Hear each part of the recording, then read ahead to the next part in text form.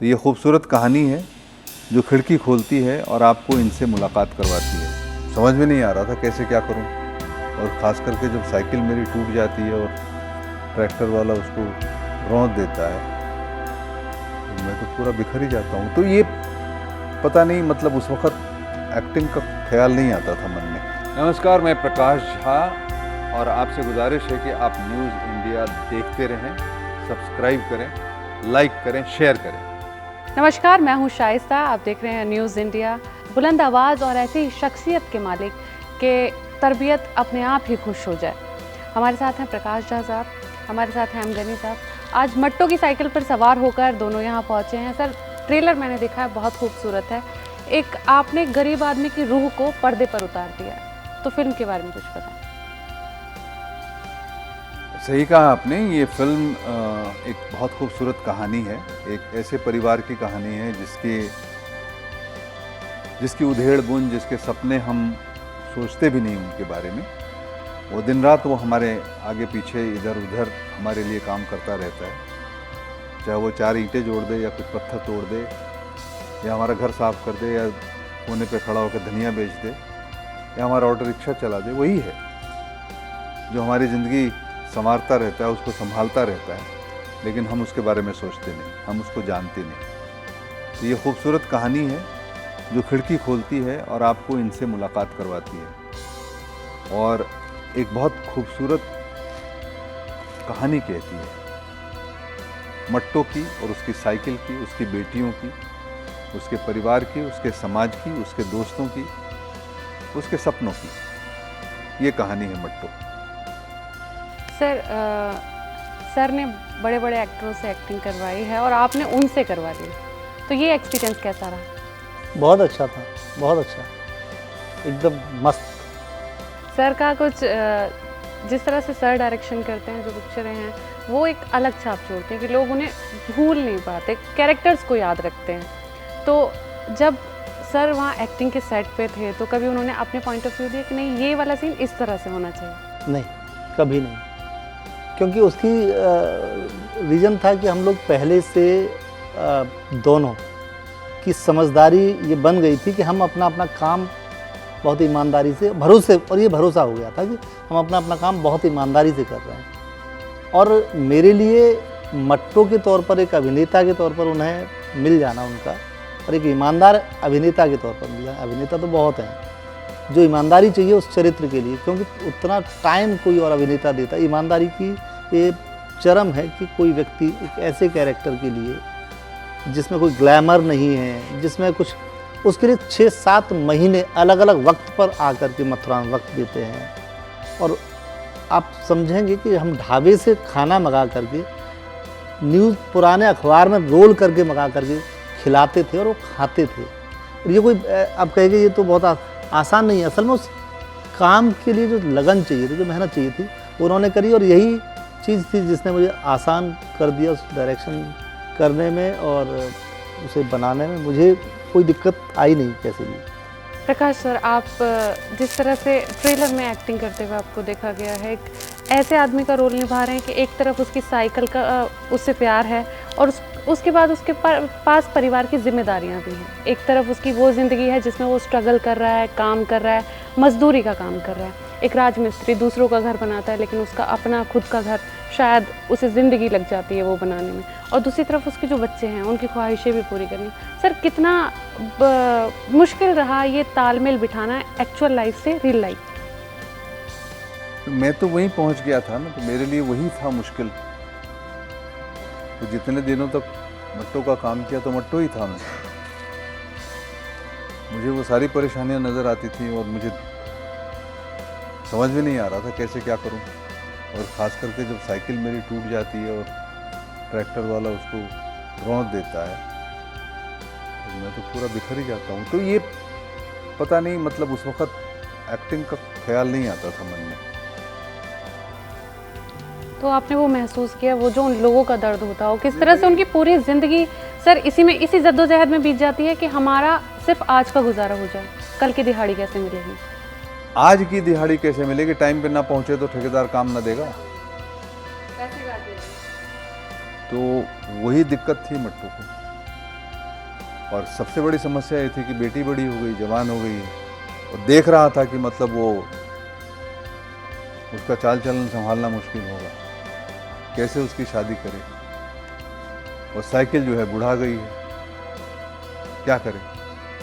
तो वो उसकी परेशानी थी। वो सपने में हमेशा बेटी की शादी करता रहता था। सर भारत को विभिन्न भाषाओं का, और हम जहाँ से बिलोंग करते हैं गांव से, हमारा जो 80% तबका है, या कह लें कि ज़्यादातर तबका है, वो गांव देहातों में बसा हुआ है। बहुत रिलेट कर रही है स्टोरी वहाँ से। तो सर क्या माने पॉपुलेशन को कितना टच करेगी? ये हर आदमी को टच करेगी, क्योंकि हम सब वहीं बिलोंग करते हैं। क्योंकि जब जिसके अंदर इंसानियत है, जो एक दूसरे से के दर्द को समझ सकता है, वो इस कहानी से रिलेट करेगा अपने आप को। जो अगर हमारी इंसानियत ही मर गई हो और हम कुछ और अल्फा बीटा गामा पुतले बन गए हो, तो बात अलग है। सर बात की जाए हिंदी सिनेमा की बॉलीवुड में कन्वर्ट होने तक, अभी पहले हिंदी सिनेमा था तो चीज़ें इस तरह की उठाई जाती थी, स्टोरी लाइन पे काम किया जाता था, लेकिन बीच में ये ट्रेंड बिल्कुल ख़त्म हो गया है। जब तक आइटम नंबर्स नहीं होंगे फिल्में नहीं चलेंगी, और ग्लैमर नहीं होगा फिल्मों में तो फिल्में नहीं चलेंगी। एक यूनिक स्टोरी है। सर ये चेंज किस तरह से? ये अब तो वो भी चेंज हो गया, ऐसा कुछ भी नहीं है। आज तो ये कुछ गारंटी नहीं है कि एक्टर होने से, बड़े सेट्स होने से, डांस नंबर होने से पिक्चर चल जाएगी, इसका कोई गारंटी नहीं। आज सही समय चल रहा है, जबकि आमतौर पर ऑडियंस को हर तरह का जायका मिल चुका है, और वो हिंदी सिनेमा वालों को बहुत अच्छे से बता रही है ऑडियंस कि भैया अच्छी कहानियाँ बनाओ, अच्छे कंटेंट लेकर के आओ, नहीं तो हमारे पास पैसे नहीं है फालतू खर्च करने के लिए। सर एक OTT प्लेटफॉर्म, अभी कोविड टाइम के बाद से जो हमारी मूवीज़ हैं वो OTT प्लेटफॉर्म का बोलबाला बहुत ज़्यादा रहा है, तो इसका थिएटर्स पे जो मूवी रिलीज़ होती है, आप क्या लगता है कि आगे आने वाला टाइम OTT का होगा? कंटेंट का होगा, ऐसा नहीं कि OTT वाले बहुत ऐश कर रहे हैं। OTT पर भी रिकवरी नहीं हो रही है, नेटफ्लिक्स की हालत ख़राब है। कंटेंट अच्छा होगा तभी चलेगा, चाहे OTT हो चाहे सिनेमा हो। और कंटेंट अच्छा होने का मतलब ये है कि अच्छा और बुरा हम कैसे जज कर सकते हैं, कम से कम ईमानदारी से बनाओ। सर एक चीज़ और देखने के लिए मिली, ज़्यादातर जो स्टार्स हैं वो कॉर्पोरेट हाउसेस की तरफ रुख कर रहे हैं, तो उस बीच रुख कर रहे हैं, कॉर्पोरेट आ रहे हैं उनके यहाँ पैसे लादने के लिए। लेकिन सीक्वेंस वहीं चेंज हो जाता है कि जो हमारी एक्टिंग, जो थिएटर आर्टिस्ट हैं, जो आशा में रहते हैं कि हमें कहीं काम मिलेगा, तो उनके लिए तो रास्ते बंद हो जाते हैं। नहीं, बंद नहीं होते, मिल जाता काम उनको। OTT को इतना काम बढ़ गया है, तो OTT पे तो सभी बहुत सारे एक्टरों को काम मिला है, बहुत सारे एक्टरों की पहचान हुई है, बहुत सारे अच्छे एक्टर सामने आए हैं। मुश्किल वहाँ होती है जबकि जहाँ की जो पैसा लगाने वाले लोग हैं उनकी समझदारी में गलती है। तो जो कॉर्पोरेट्स हैं या फंड क्रिएट करने वाले लोग हैं, या OTT है या सैटेलाइट है, वो बड़े बड़े प्रोजेक्ट किनको देती है? वो ऐसे लोगों को देती है जहाँ की सब्जेक्ट नहीं है, और खुद वो सब्जेक्ट नहीं डेवलप करते हैं, उनको टर्नओवर की पड़ी हुई है। तो ऐसी चीजें बनेगी जहाँ की कोई कहानी नहीं होगी, रीमेक ठोक देते हैं लोग। सर आजकल फिल्में जो हैं बजट के हिसाब से डिसाइड की जाती है। 500 करोड़ की फिल्म आई है तो बड़े बैनर की फिल्म होगी तो बहुत चलेगी, और जो कंटेंट बेस्ड स्टोरी होती है, जो एक्चुअल में ज़मीनी स्तर से उठाई हुई, जैसे मट्टो की स्टोरी है, तो इनको प्रेफरेंस उसके मुकाबले थोड़ी कम दी जाती है। इसकी वजह क्या है? वो ठीक है, उसमें कोई बाजार में जो बड़ी चमक दमक वाली चीज़, अच्छी बड़ी गाड़ी आ जाएगी तो सबकी निगाह उसके ऊपर पड़ेगी, ठीक है। लेकिन जब आप गाड़ी की स्टीयरिंग पर बैठो और गाड़ी का जो है वो हुलिया निकला हुआ रहे अंदर से, तो वो नहीं चलेगी गाड़ी। तो वो हो रहा है, इतनी बड़ी बड़ी पिक्चरें आती हैं और ऑडियंस को पता चल जाता है इसमें है नहीं कुछ, तो नहीं जाती ऑडियंस। सर आपसे बात करेंगे, बहुत यूनिक सी एक पिक्चर, एक स्टोरी आप लेके आए हैं, क्योंकि हमारे यहाँ की पॉपुलेशन ऐसी है कि उसके रूह को, उसके दिल को टच करेगी ये स्टोरी। आगे क्या कुछ चीज़ें पाइपलाइन में आप मिलके कर रहे हैं? ऐसे ही कुछ कोशिशें जारी रहेंगी कि वो टच करती रहें आपको, हमारे आपके बीच में जो कुछ हो रहा है, दिख रहा है, वो किसी न किसी रूप में आता रहे, कोशिश तो जारी रहेगी। सर बॉलीवुड में, हिंदी सिनेमा में पहले एक बड़ा ट्रेंड चला था नेपोटिज्म, और उसके बाद आ गया अभी बाइकआउट। ये नेपोटिज्म ट्रेंड अचानक थोड़ी चला था। अभी कोई बहुत बड़ा बिजनेस हाउस है, मुकेश अंबानी है, मुकेश अंबानी के एक बड़े बड़े जो भी संस्थान हो रहे हैं या जो भी डिवीज़न हो रहा है, तो बाहर के लोगों को एग्जीक्यूटिव बना देगा, मालिक किसको बनाएगा वो? एक बेटा कुछ देख रहा है, दूसरा बेटा कुछ और देख रहा है, ऐसे ही चल रहा है ना। आपकी राय क्या है? तो जब बिजनेस हाउसेज अपना बिजनेस वैसे चलाते हैं, मुझे कोई दिक्कत नहीं उससे, क्योंकि एक चीज़ जान लो कि आप काम दे दोगे किसी को, आपके घर का बच्चा होगा, और ऐसे दर्जनों एग्जाम्पल है, नाम नहीं लेना चाहिए, जहाँ की लोगों ने अपने घर के बच्चों को काम दिया और नहीं चले हैं वो, क्योंकि जनता से कनेक्ट करना है उनको, पैसे से और स्टार से नहीं बनता। तो नेपोटिज्म की बात मीडिया ने उठाई, 2-4 एक्टरों ने उठाई, उससे कुछ फर्क नहीं पड़ता। बायकाट के बाद उससे कुछ फर्क नहीं पड़ता। इवेंचुअली कंटेंट होना चाहिए और लोग कनेक्ट करने चाहिए, बात वहीं बनती है। ये बाकी सारी चीज़ें बकवास हैं।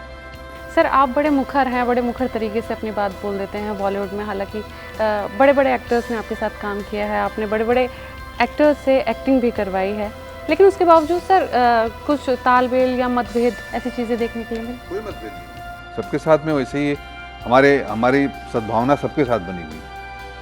जब काम सही नहीं होता है, गलत होता है, तो मैं सिर्फ यही कहता हूँ कि भाई इंट्रोस्पेक्ट करो, तुम ड्राइंग बोर्ड पर बैठो, सोचो कैसे करना है, क्या करना है। सर एक और चीज़ देखी जाती है कि बाहर से जो हिंदी सिनेमा में एंट्री करने की कोशिश करते हैं तो कहीं ना कहीं उसे पछाड़ दिया जाता है, या फिर और भी चीज़ें। बट इतनी बड़ी बात क्यों करते हो? ट्रेन अगर भरी हुई रहे तो कोई भी नया आदमी घुसने की कोशिश करेगा तो अंदर वाले घुसने थोड़ी देते हैं उसको। एक बार ये बंदा घुस जाता है अंदर किसी तरह से, ये भी अगले स्टेशन पर दूसरे को नहीं घुसने देगा। ये तो दूर है, मतलब दस्तूर है यार, इसमें कोई ऐसी नई बात नहीं है ना। बाहर का आदमी जब भी आने की कोशिश करेगा तो उसके लिए रुकावट बनेगी ही बनेगी, क्योंकि अंदर वालों को पहले चांस मिले। लेकिन सर एक तरफ टैलेंट हो और दूसरी तरफ सिर्फ नाम या ग्लैमर चल रहा हो, ये संघर्ष चलेगा। इसलिए ये कहने की बातें होती हैं, आप इन सारी चीज़ों को छोड़ दो, आप पहले कंटेंट डेवलपमेंट पे ध्यान दो। अच्छा बनेगा, OTT के लिए बनेगा, फिल्मों के लिए बनेगा, तभी जाके सिनेमा चलेगा, तभी जाकर के ये घर आबाद रहेगा। नहीं तो जिस तरह से आप कर रहे हो काम, कुछ भी बचने वाला नहीं। सर मट्टू के दर्शकों के लिए 16 सितंबर को मट्टो अपनी साइकिल पर आ रहे हैं आपके सिनेमा घरों में, और मट्टो की साइकिल आप ज़रूर देखें। एक जिस तरह से मुझे अच्छा लगा था इस कहानी को पढ़ करके और इस फिल्म को बना करके, आपको भी अच्छा लगेगा इस फिल्म को देख करके। जरूर आइए 16 सितंबर को। 16 सितंबर को फिल्म आ रही है, ज़रूर देखें, फिल्म को प्यार दें। बड़ी ही ज़मीनी स्तर से जुड़ी हुई फिल्म है, आप ज़रूर कनेक्ट कर पाएंगे। न्यूज़ इंडिया के साथ जुड़ने के लिए धन्यवाद।